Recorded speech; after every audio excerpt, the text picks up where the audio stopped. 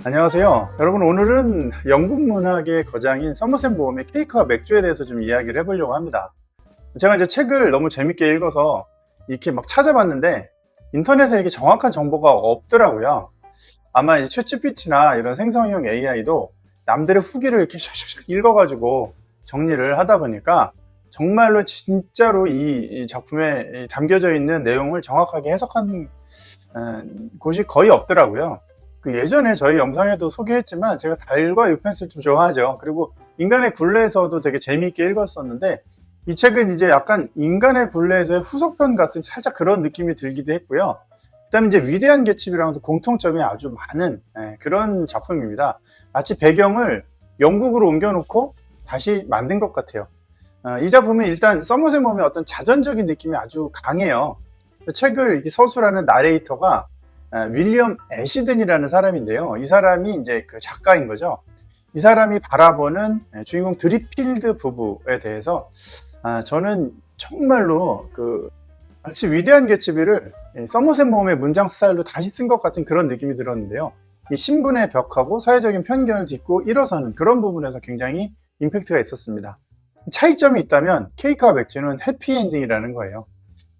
케이크와 맥주는 이 위대한 개츠비가 출간되고 한 5년 후 1930년에 출간된 작품이에요. 달과 유펜스처럼 이 제목에 대해서 직접적으로 언급되는 부분은 없는데 나중에 이제 작가가 설명하기로 셰익스피어의 희곡 중에서 12화라는 작품이 있는데 거기서 이제 자네가 도덕적이라고 해서 케이크와 맥주가 사라져서야 되겠는가? 뭐 이런 표현이 있는데 거기서 가져왔다고 합니다. 케이크와 맥주가 상징하는 것은 가볍게 즐기는 유쾌한 연애 뭐 이런 뜻이라고 해요. 기득권을 가진 귀족이나 기득권에 도전하는 서민이나 모두 인생이란 가볍게 즐기는 유쾌한 연애일 뿐 그 이상도 그 이하도 아니다. 뭐 이런 의미로 받아들이면 될 것 같아요. 서머셋 모험이 이 작품을 1950년 모던 라이브러리 판으로 출간하면서 다시 한번 서문을 수정을 했는데 이런 얘기를 했다고 합니다. 나는 인간의 굴레에서가 내 최고의 작품이라는 대중들의 의견에 기꺼이 동의한다. 하지만 내가 가장 좋아하는 책은 케이크와 맥주다. 왜냐하면 그 책 속에서 아름다운 미소를 지닌 여인 로지 드리필드의 모델이 된 여성이 내게 다시 살아나기 때문이다. 이렇게 얘기했습니다. 이 이야기는요, 성공한 소설가 윌리엄 애시든이 영국 문학계의 전설적인 작가인 에드워드 드리필드의 그 파란만장한 삶을 회상하는 형식으로 전개가 됩니다. 드리필드가 세상을 떠나자 그의 두 번째 부인인 에이미 드리필드가 애시든의 친구이자 동료 작가인 엘로이 키어에게 전기를 의뢰합니다. 자서전이죠. 엘로이 키어는 작가로서 큰 성공을 거두지는 못했지만 누구보다 성공한 사람처럼 행세하는 약간 속물 같은 그런 인물이에요. 그는 취향이 매우 고급스럽고요. 사치를 좋아하고 맥주 대신 와인을 즐겨 마시는 그런 인물입니다. 이 애시든하고 달리요. 키어는 문단의 유명 인사들하고 교류하는 걸 즐기고 자기의 이 입지를 사교계에서 다지는 데 열중되는 그런 인물로 묘사가 돼요. 엘로이 키어는 친구인 애시든에게 드리필드의 과거 정보를 알려달라고 이렇게 조릅니다. 이 둘이 과거에 알던 사이라는 걸 알게 된 거죠.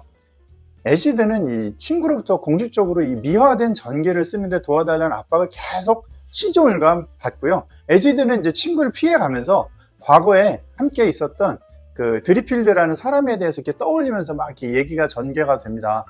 제 생각에 초반에 한 50페이지 정도만 견디시면 뒤에는 정말 후딱 지나가요. 속물인 엘로이 키어는 에드워드 드리필드의 첫 번째 부인인 로지에 대한 내용을 줄여달라고 애시든에게 압박을 하는 거예요. 이 로지는 술집 작부 출신으로 자신이 천박하다는 이유로 이 문단의 상류층에게 경멸을 많이 받았거든요. 이에 대해서 이제 애시든은 자신이 알고 있는 드리필드의 이 진실된 모습하고 과장된 모습을 원하는 대중의 취향대로 이렇게 맞춰야 하는지 아니면 솔직하게 이야기해야 되는지 거기에서 되게 고민을 합니다. 요거와 관련돼서 제가 인상 깊은 문장이 하나 있는데 한 중반쯤에 나왔던 것 같아요. 사실 좋은 문장이 너무나 많은데 특히 가장 인상적이었었어요. 애시든이 이렇게 얘기를 합니다. 모두들 칼라일을 위대한 작가라고 말하는 바람에 나는 그의 프랑스 혁명과 의상 철학을 읽을 수가 없는 나 자신이 무척이나 부끄러웠다. 그런데 지금 누가 그런 걸 읽나? 나는 남들의 의견을 내 의견보다 우선시하고 억지로 나 스스로를 설득했었다. 내심 인위적이고 장황하고 거짓되다고 느끼면서도 그렇게 했단 말이지. 이 대사는 문학적 명성과 진정한 가치 사이의 어떤 간극을 예리하게 지적하는 그런 좀 좋은 문장 같았어요.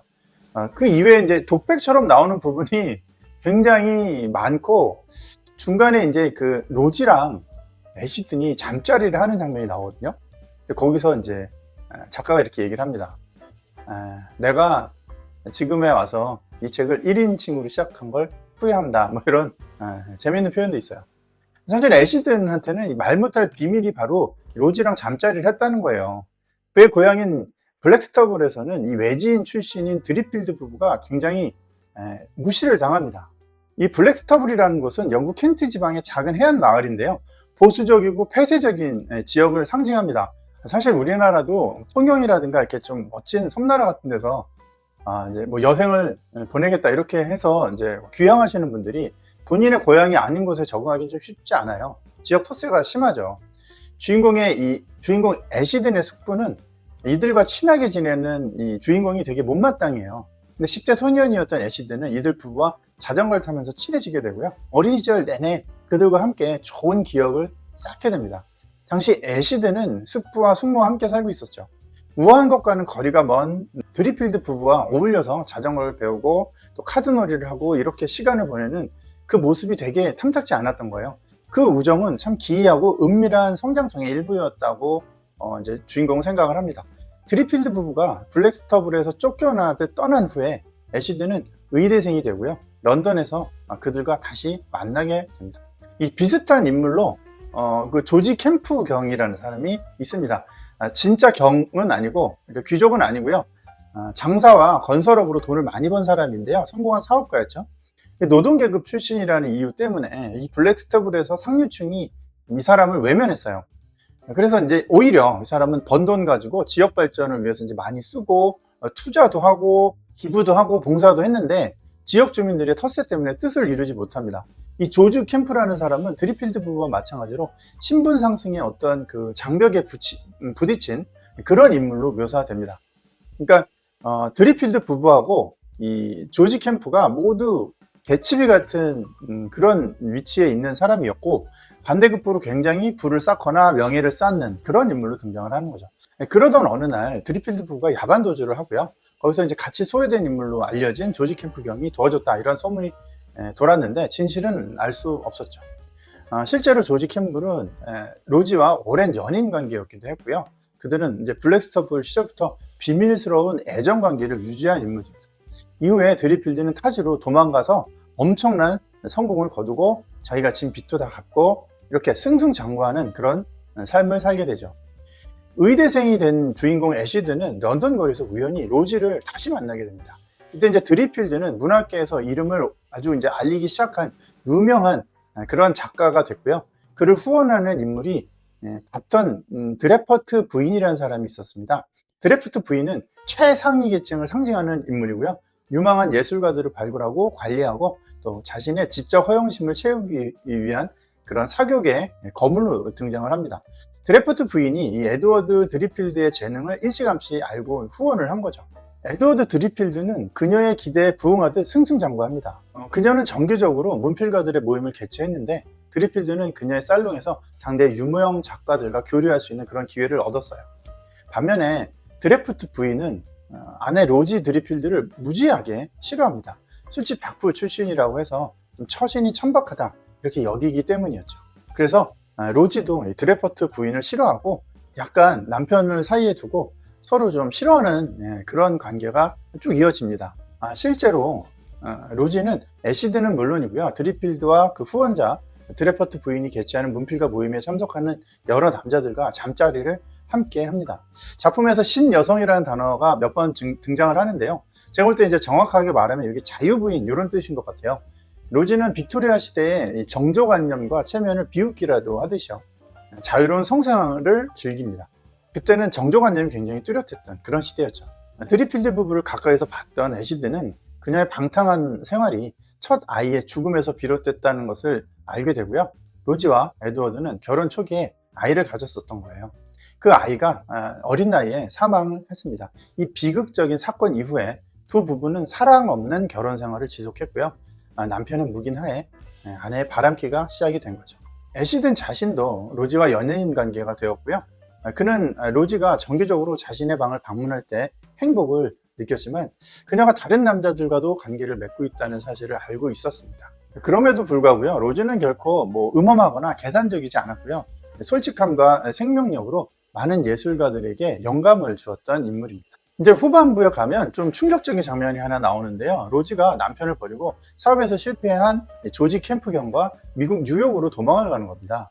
로즈가 가장 사랑하는 남자가 사실은 로지 캠프였습니다. 그녀는 나중에 애시든에게 조지는 언제나 완벽한 신사였다고 회상하기도 합니다. 로지의 도주 이후에요, 에드워드 드리필드는 폐렴으로 쓰러지고요. 병원에서 그를 간호하는 간호사 에이미와 재혼을 하게 됩니다. 에이미는 이 드리필드를 유명하고 존경받는 작가로 만들기 위해서 그의 삶을 재배치하고 그 틀에 맞춰서 관리했습니다. 그러니까 로지의 이야기를 지워버리고 싶은 건 정말 당연한 이치겠죠. 그 자료조사를 하던 에이미와 엘로이 키어는 모두 로지를 비난하고요. 로지가 드리필드를 버린 것이 오히려 그의 천재성이 꽃피우도록 만들었던 유일하게 좋은 일이라고까지 말하기도 합니다. 문필가들의 모임에서 드리필드와 좀 반대 인물이 하나 등장을 하는데요. 제스퍼 기번이라는 시인입니다. 그는 처치집에 엄청난 성공을 거둔 이후에요, 사교계의 거물인 바턴 트래퍼드 부인의 후원을 받게 됩니다. 이 제스퍼는 트래퍼드의 부인의 문학살롱에서 스타로 떠올랐고요. 그녀의 지원으로 상류층 사교계에 아주 안정적으로 진입을 하게 되죠. 하지만 그 이후에 두 번째와 세 번째 출간한 작품들이 모두 실패하면서 내리막을 걷고 결국 후원자를 잃게 됩니다. 이 제스퍼라는 사람은요, 창작보다 사교계와 명성 유지에 더 집중을 했던 그런 인물이고요. 그 결과 문학적 진정성을 잃어버린 인물로 등장합니다. 그의 실패는요, 사실 성공과 창작열 사이에서의 고개하는 작가들의 어떤 위험천만한 그런 모습을 보여주는 장면이기도 하죠. 반면에 드리필드는요, 작가로 성공한 이후에도 명예나 체면을 중시하지 않았습니다. 그는 무명 시절 찾던 마을 선술집에 들러 한 잔씩 하는 흑맥주와 과자를 매우 즐겼습니다. 서민들과 편안하게 대화를 나누는 것을 최고의 행복으로 삼기도 했죠. 트래퍼드 부인의 이 화려한 저택에서 와인을 마시는 것보다는요, 동네 펍에서 노동자들과 맥주를 마시며 이야기 나누는 것을 훨씬 더 좋아했습니다. 드리필드는 성공한 이후에 자신의 본질을 잃지 않은 진정성을 보여주고요. 작가는 진솔함을 잃지 않고 글을 써야 함을 강조하는 그런 인물로 나와요. 그는 런던의 고급 레스토랑보다 블랙스터블의 허름한 선술집을 그리워했고요. 명사들과의 만찬보다는 평범한 사람들과의 소박한 대화를 더 선호했고, 거기서 창작에 대한 많은 아이디어를 떠올리기도 했습니다.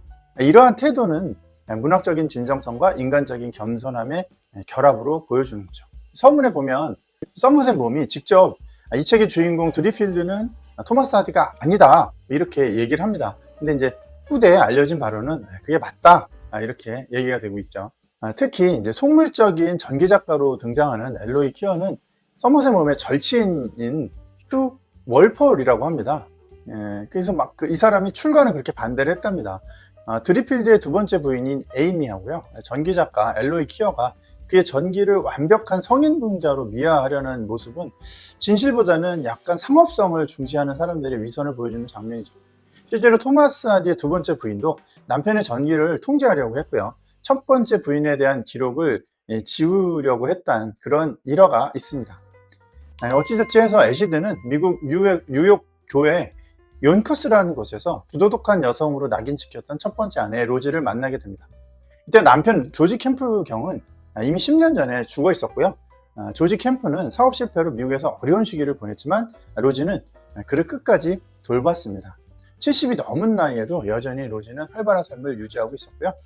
그녀는 부유한 과부로 편안한 생활을 하고 있었죠. 여전히 아름다운 미소를 잃지 않고 있었던 그녀는 애시든이 방문했을 때 이렇게 얘기를 합니다. 조지는 내가 만난 모든 남자 중에 가장 좋았어. 그는 언제나 완벽한 신사였거든. 로지는 자신의 과거에 대해서 단 한 번도 후회하지 않습니다. 그녀는 어차피 100년 후에는 우리 모두 죽을 테니까 뭐가 그렇게 심각해. 할 수 있을 때 좋은 시간을 보내는 게 최고 아니야? 이렇게 얘기하면서 작품을 마무리하죠. 셰익스피어의 시비아에 등장하는 케이크와 맥주에 대한 내용을 완벽하게 구현하는 문장이라고 할 수 있습니다.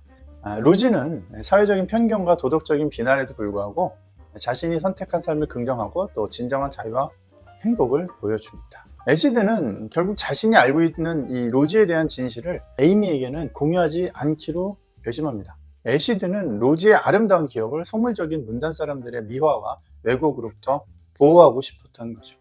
우리나라 속담 중에요. 그 호랑이는 죽어서 가죽을 남기고 사람은 죽어서 이름을 남긴다. 뭐 이런 속담이 있죠. 여러분도 한 번쯤 들어보셨을 텐데 어릴 때는 제가 여기서 얘기하는 이름이 명성이라고 생각을 했어요. 유명해지는 거. 근데 살다 보니까 부모 호랑이가 남겨준 가죽처럼 사람의 이름도요. 그냥 물려받는 거잖아요. 그쵸? 그렇게 불리는 거고 그렇게 불리는 이름에 명성이 더해지지 않는다고 해도 한평생 그 이름으로 산 것은 자신의 본질 그대로 산다는 거겠죠. 그래서 그 이름을 남긴다는 말은 자신의 마음대로 자신의 본질을 훼손하지 않으면서 산다, 이런 뜻 같더라고요. 네. 제가 볼 때 이 책이 던지는 메시지도 그것이 아닐까 싶어요. 진정한 행복이라는 게 사실 사회적인 명성이나 도덕적인 이런 완벽함이 아니라 자신의 본질을 잃지 않고 순간을 즐길 줄 아는 태도에서 나온다는 거죠. 네. 케이크와 맥주, 위대한 개츠비를 읽었던 분들, 좋게 읽었던 분들은 한번 읽어보시면 좋을 것 같고,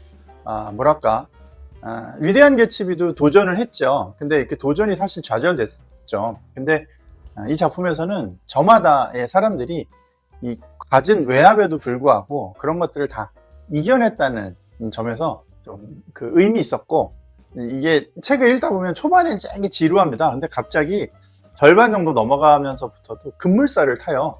그 쫙 내려가는 그 기분이 굉장히 좋은 썸머셋 모험 특유의 아주 빼어난 문장이 돋보이는 그런 작품이라고 할 수 있습니다. 여러분들 기회가 되면 한번 꼭 읽어보시기 바랍니다. 감사합니다.